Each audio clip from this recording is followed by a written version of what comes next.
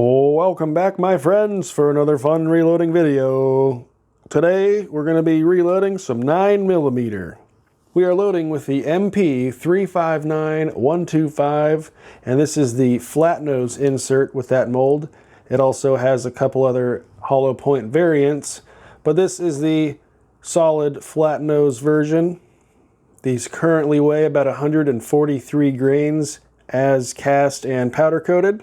So we are going to develop a load with our 700X here. So let's get into it. So here's a look at our bullet. Again, about 143 grains. We are sized to 356. And this is just a mixture of the forward blue, ruby red, signal white, and the green that I had left over. And this is what we got. That was actually my second session using this mold. And this thing is breaking in just nicely. It runs almost perfectly. You open it up, the pins slide out, and the bullets go right with it. It runs just as expected, and it creates some fairly awesome bullets, as we can see. And here's a look at our powder, again, 700X. It's a fairly bulky flake style powder, and it's got little white specks in it, you know, fairly infrequently, but that's just part of the mixture. If you ever see one floating around, don't be alarmed, that's just part of it. But it's a pretty nice powder. I haven't ever actually collected any velocity data with it, so this will be a first time doing that, which will be kind of cool. But I've had success with accuracy in 38 special and 9mm so far. So we'll give it a test here and see how it works. I have also used it in cast rifle loads for 35 Remington, 308, and 223. It's not going to cycle your action, but for a bolt gun or a single fed, just plinker or a little critter getter, it's, you know, not too bad. Our primers for today are the CCI number 500 small pistol primers. And our brass has already been primed, actually. I just picked 100 at random and then sorted them. So I've got a couple of, you know, maybe 30 or 40 pieces of Norma here we'll use to test with. And then I've got other rows of about 5 to 10 pieces that match as well, just for the future to have some on hand. All of this was just picked up at the range. I don't think I actually tumbled any of it. Maybe I threw it in the corn cob for a minute, but it's not super polished or wet tumbled or anything special, so shouldn't be giving us any problems, but we'll see here shortly. So what are we going to load up today? Well, I've got 3 groups of 5 here. We're going to start with 2.9, bump up to 3.1, and then finally 3.3 grains of 700X. And here's a look at my first dummy round. This one fits into the Ruger P95 barrel, no problem. I go and throw it into the little Hellcat, no go at all. This is at 1.15 inches. My standard kind of go-to, it fits in the magazine, if it feeds it's good to go, kind of measurement there for 9mm. However, to get it to fit into the Springfield, we had to go all the way down to 1.095. So again, we just have to watch our case capacity, which starts somewhere in here. We just have to be wary of that and start low and work up. But now that we know what functions in our gun and actually passes the plunking test, we should be good to go and start loading. So we'll just have a quick demonstration on why it's important to test all the barrels you're going to be actually shooting this ammo from. So here's the long one at 1.15. It falls right in and right out, no issues. You get that standard delicious plunking sound. If we come over here, it kind of goes in, but it's a little sticky, as you can see. And if we go to rotate, you can definitely feel the bullet biting into the beginning of the rifling or the throat there. So definitely a no-go in this barrel. And as you can see, we had to shorten that once again to 1.095 to get the same effect. So this will be different for all of your guns, but this is what worked for me. So here is our first charge of 2.9 grains, and we'll go ahead and take a look at our case capacity, or our case fill rather. Make sure all the flakes get in there. A little staticky. And here's a look at our case fill. We still have quite a bit of room. Our bullet stops right about there, and our powder is not quite to the bottom of it yet. So I think this is a pretty safe starting point. So let's get these 5 knocked out, and then I will seat those bullets. And there's our last charge of 2.9. Let's take a look at all of them here and make sure they all have powder and they all seem similarly filled. I think we're good to go. We'll step over here to the Dillon and seat and crimp these up real quick. So we're here at the Dillon 550, and I'm going to just use it as a single stage or a turret, or, you know, not as a progressive, but here we've got our RCBS seating die set up with our dummy round to 1.09, 1.095, somewhere in there. And we're seated. We come over to our next station here and we'll apply our crimp.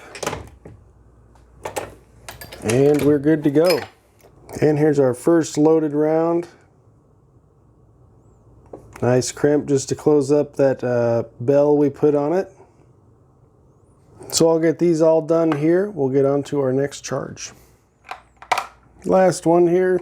These are seating pretty nicely. Maybe just a tad more bell next time, but otherwise just fine. I'm not actually getting any scraping on the powder coat or anything. Ooh, watch finger. But here we have our first 5. I'll go ahead and take a Sharpie and mark on the case the charge weight, so when they go flying across into the gravel, hopefully I'll be able to recover a couple and check on the pressure signs. Alright, so we've got our 15 test loads here, all loaded up, crimped, ready to go to the range. So let's get out there and collect some data. And real quick before we get out there, our final charge of 3.3 grains, it looked like we might have had a little bit of case capacity left, so depending on how the brass looks or what velocity we're at, I might step it up again after this testing, but that's way in the future. Who knows, if we see any pressure earlier, we'll cancel all that nonsense. But I just wanted to comment on the case fill. We were probably not quite at 100% still, so there could be room to work up in the future. And we are back from the range. We got some target here, we got some chronograph data, and we got some brass to take a look at. So let's get into it. First off, my target. You'll see it's backwards because I drew on the front like an idiot, and it looks like a child just kind of scribbled on it with crayons or something. So here we can better see our groups on the back before I screwed it all up. So our first charge of 2.9 grains, only 827 feet per second. We had an extreme spread, 43, standard deviation 15, and a power factor 118 for you guys shooting any competition or anything like that.